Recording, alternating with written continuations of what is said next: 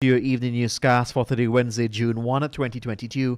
My name is Joshua Van Sleckman, and thank you for joining us. Without further ado, let's get to the news in details.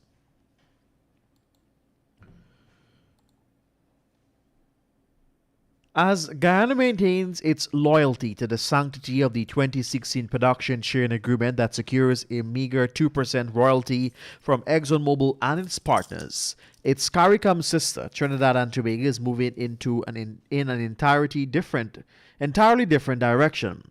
Like the USA, Canada, and the UK, which all increased their royalty rates and slapped companies with windfall tax, TNT has announced that it will be pursuing a comprehensive review of its oil and gas tax regime.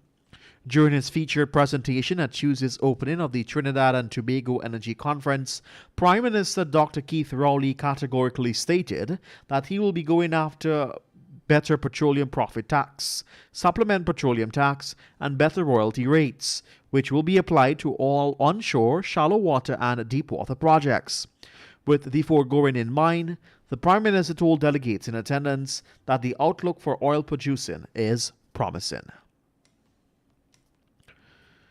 ExxonMobil has submitted an application to the Environmental Protection Agency seeking approval to start up its fifth project in the Stabroek Block, the Uara Plus, but to date, the oil company is yet to comply with the laws of Guyana and the provisions of the permits it received thus far from the regulatory body.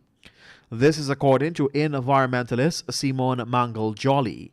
Mangle-Jolly said she was curious as to why the EPA is indulging ExxonMobil in practices that evade international best practice standards and violates the legal requirements of the Environmental Protection Act and the environmental permit it currently holds. The EPA has opened a 28-day period where members of the public can give their comments on an application Exxon made for the Uara project. To this end, she listed 7 actions that must be taken for the public's confidence in the EPA to be regained. Enforce parent company insurance, cancel yellowtail environmental permit, reduce start-up time for flaring, and end illegal gas flaring. All permits must align with the international best practices, and ExxonMobil must sign EIAs, and the Gas to Energy EIA must comply with law. Hours before the environmental permit for the Liza Phase 1 project expired, Guyana's Environmental Protection Agency announced that it has renewed it for another 5 years for ESSO. The initial permit officially expired at midnight on Tuesday, the 31st of May 2022. The Liza 1 oil field in the Stabroek Block first began pumping oil in December 2019 after hydrocarbons were found in the commercial quantities in 2015.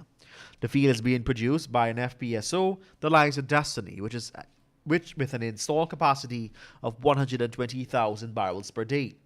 Just last week, international lawyer Melinda Janke had called on the EPA not to renew the permit until a better deal is forged for Guyana. Janke had recommended for a new EIA going forward based in part of the fact that Guyana does not have very strong laws in relation to EIAs. She lamented, however, that those laws are not being implemented or enforced. She also made reference to the gains from the company's current operation, which far outweigh the damage being caused in the same process. And that's the news to the moment. My name is Joshua Van Sleckman. Thank you for joining us.